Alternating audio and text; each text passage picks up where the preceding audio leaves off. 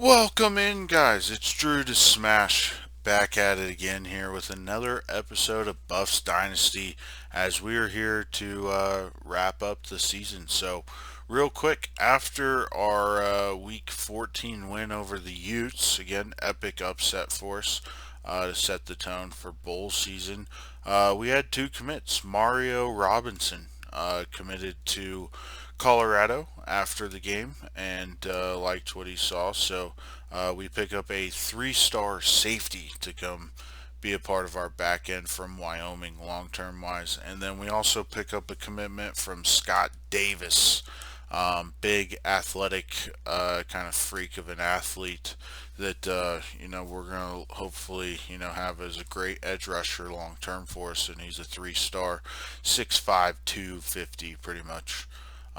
So yeah, we are very pleased with the recruiting class as far as where the recruiting class roughly sits going into the off season. We're at number 25 in the country, three 4 stars, 10 3 stars, and two 2 stars.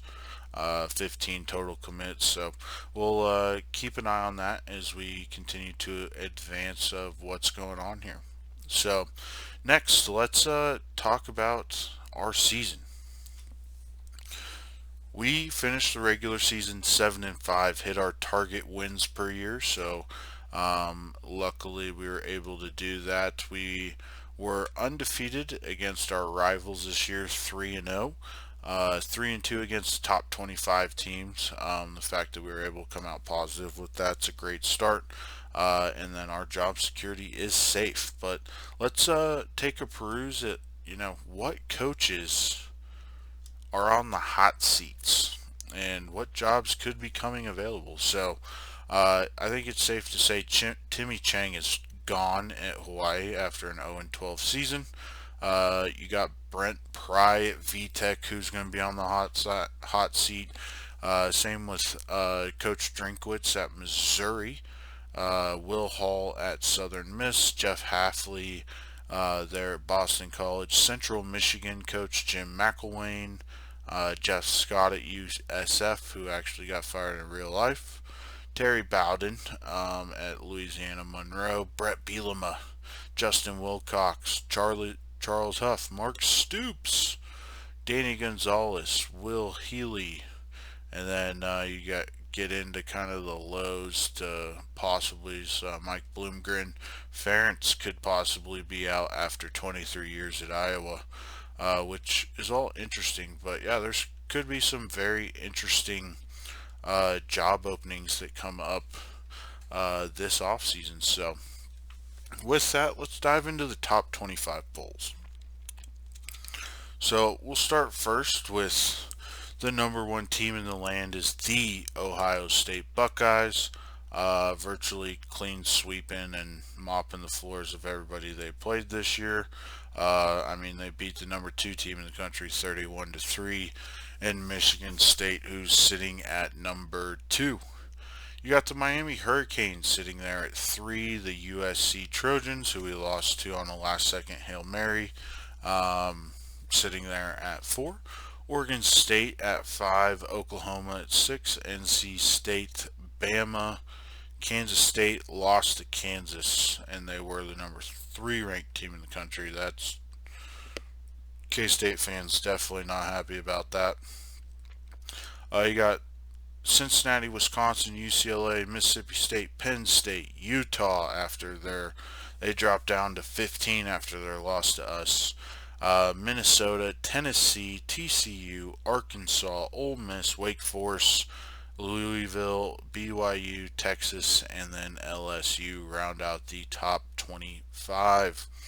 With that, let's go through and project and take a look at what's going to happen as far as conferences go. So you got NC State will represent the Atlantic, and then you got them taking on Miami in the ACC conference game. We're just going to actually hold off on doing this till next week, but you get a quick glimpse at the ACC conference championship.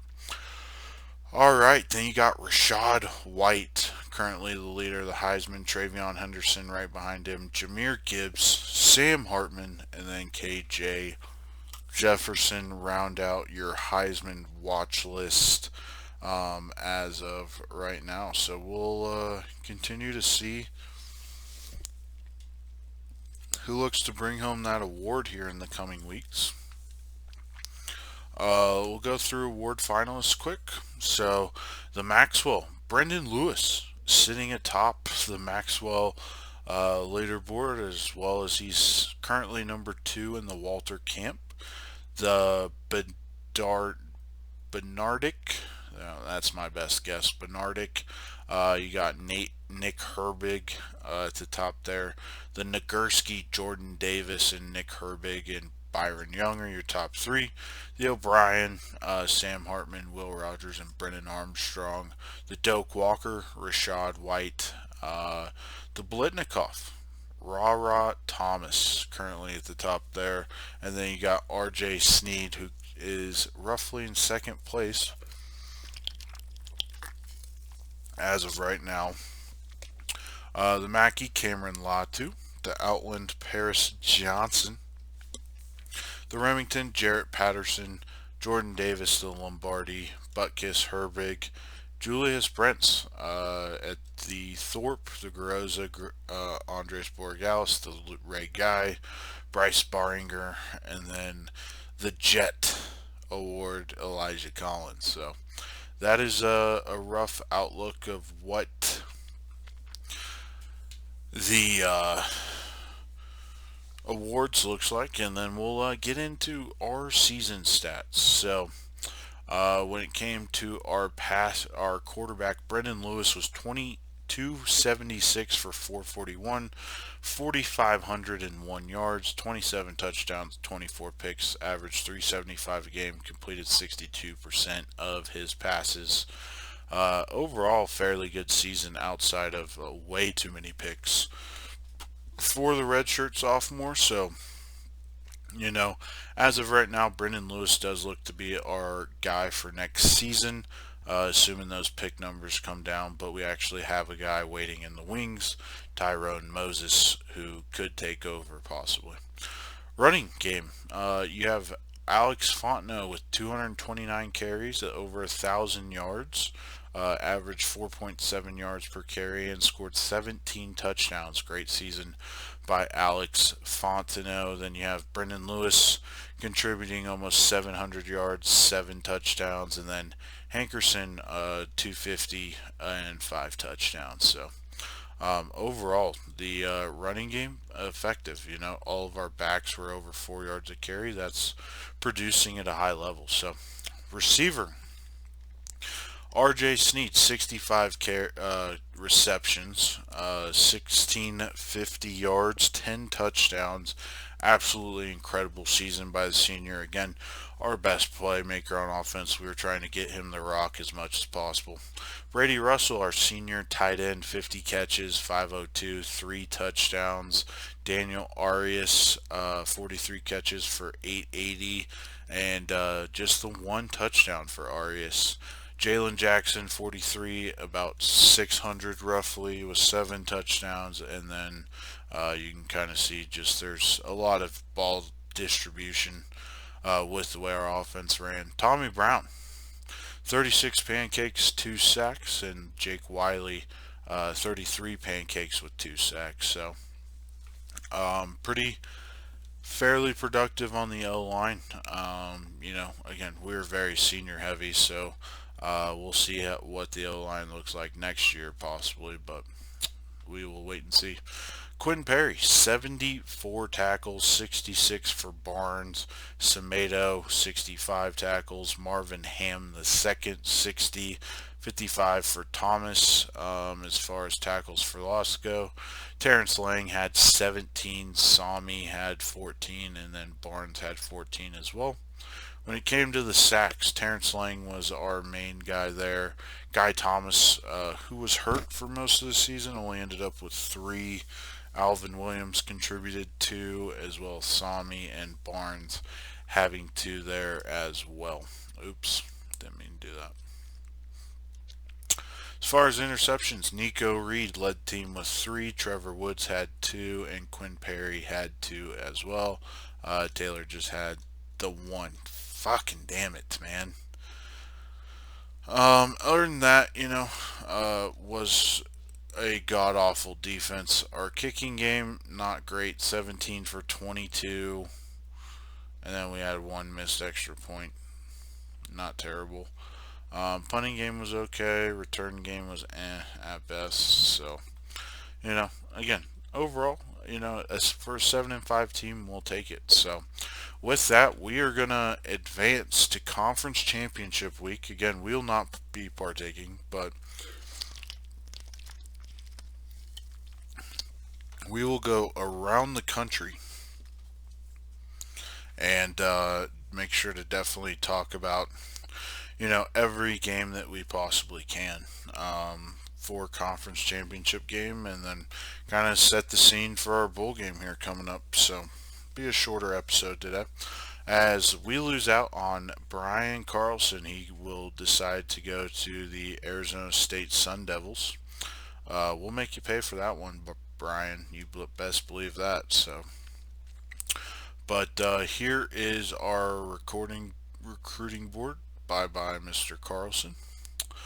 As we head into the off season, so we got some big time recruits that we need to try and get in here to kind of round out our recruiting class in a good spot. So, but yeah, with that, let's take a look at the conference championship game. So, we'll start first in the MAC. We got Toledo taking on Miami of Ohio, 2 7-5 teams squaring off for the MAC Conference Championship, so that should be a good one. Moving to the Sun Belt, we got Georgia State taking on Troy. Georgia State 9-3. Troy finished the season 8-4. Be interesting to see how that plays out there. Then moving to the Big Daddy, the SEC, we got number 14th ranked Tennessee 9-3, taking on 9-3, the 7th ranked team in the country, Alabama Crimson Tide. So that will be an interesting one as well. Then we got the Utah. We move to the Mountain West. Utah State will be taking on San Jose State. Utah State 6-6. San Jose State 9-3. If I were a betting favorite, I would say San Jose State's probably walking away pretty clearly with that one, but we'll have to wait and see. Moving to the ACC, we got the 6th ranked Wolfpack of NC State sitting at 9-3, taking on the 3rd ranked team in the country, Miami Hurricanes. So that will be interesting. Moving to our conference, the beautiful Pac-12, we got the USC Trojans at 10-2, the 4th ranked team in the country, taking on the 5th ranked team in the country, the 11-1 Oregon State Beavers. This game is probably going to determine which Pac-12 team is going to the playoffs. So, it's going to be a very interesting. Possibly both these teams will make it, but we'll have to wait and see the kind of the results. Then, lastly, the Big Ten. We get 9-3 Wisconsin, that is sitting at 10th ranked overall, taking on the undefeated 12-0 number 1 rated team in the country, the Ohio State Buckeyes. So it'll be interesting to see how these games play out over the course of this week, and then we'll do one last check-in on the Heisman, and nothing changed from last week. So with that, let's get moving past this, and let's see where we fall as far as our bowl game, the matchup. We'll get the playoff all set as well, and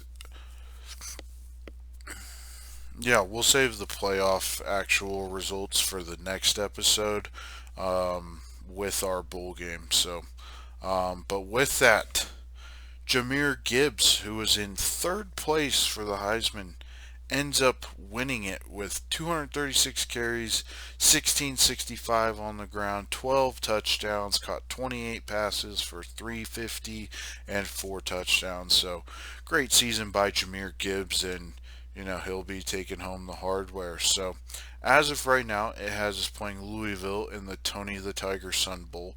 That is subject to change once we do everything for the playoff here. But with that, let's first go through our awards. So we got Brendan Lewis bringing home the Maxwell, and that's our only award. So real quick, let me pull everything up, and I'll be back with you guys here in 1 second. All right, and we have everything pulled up here. So we're going to do a 4-team playoff this year. We will expand to the 8-team playoff accordingly.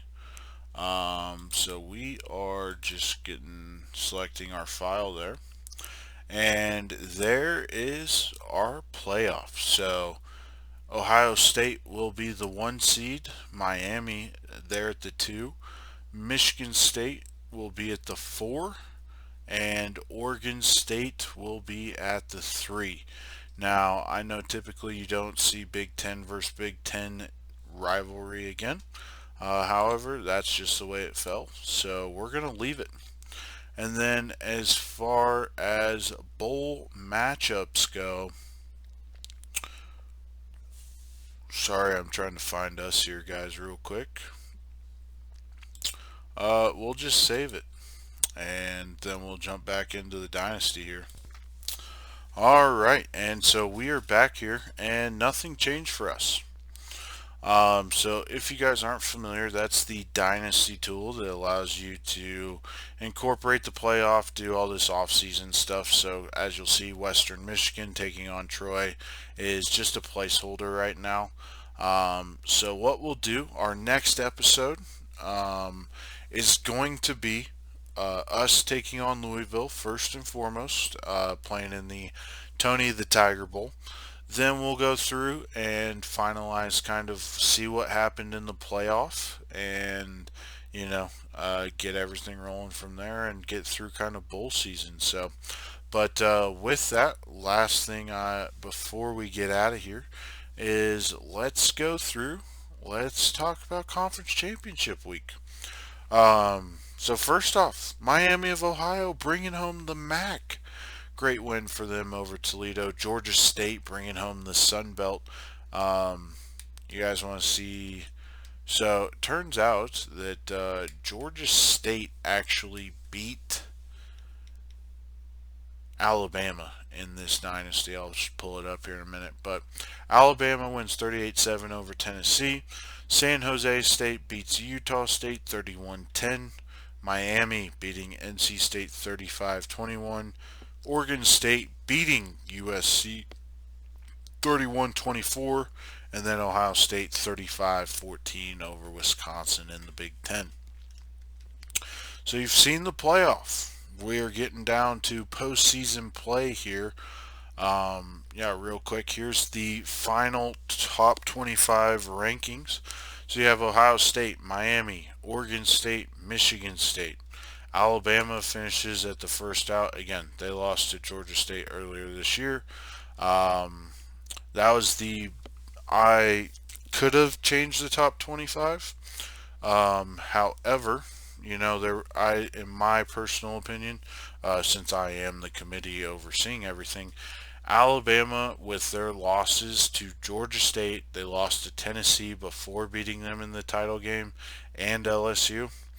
With those 3 losses compared to Michigan State only losing to Ohio State, I think personally that the rematch between Michigan State, Ohio State in the semifinal made sense, even though Alabama was the SEC champion. However, just the way it fell, it didn't make sense to have them in the playoff. Kansas State finishes at 6. Their losses were to Texas and Kansas. Again, you lose to Kansas, you're not getting in the playoff, to say the least. Tennessee, or not Tennessee, Cincinnati finishes at 7. USC 10-3 finishes at 8. UCLA at 9.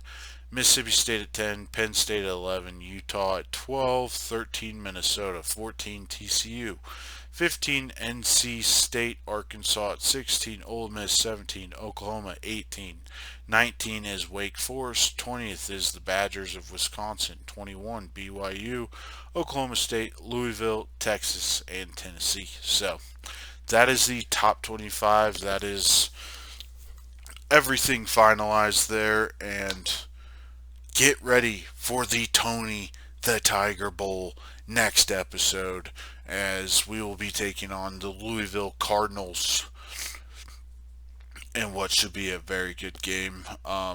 Possibly get us possibly ranked in the top 25 in the final poll of the season. So be interesting to see, but nonetheless, have a great rest of your day.